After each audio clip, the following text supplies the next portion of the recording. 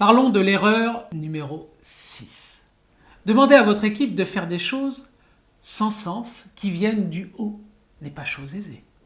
Une des stratégies consiste à faire comme un centre de routage, tout en se détachant de la tâche. Conséquence. Nous faisons porter la contradiction de demander des choses tout en insinuant qu'elles n'ont pas d'utilité. Catherine reçoit de plus en plus de demandes de sa hiérarchie concernant des reportings nombreux et volumineux. Sa nouvelle patronne ressent le besoin de tout contrôler pour satisfaire les nouvelles exigences des actionnaires. Catherine se démotive, n'ayant plus de temps de faire ce qu'elle considère comme son cœur de métier et force ses équipes à contenter son N+1. Elle n'arrive pas à entrer dans une logique carriériste, plus politique, et elle craint pour son travail.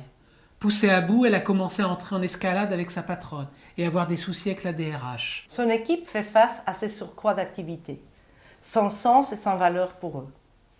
Ils se démobilisent et entrent dans un fonctionnement de travail hors de leur rôle et fonction de base et sans plaisir personnel. Nous vous laissons imaginer la détérioration des conditions de travail et tout ça en 2 mois.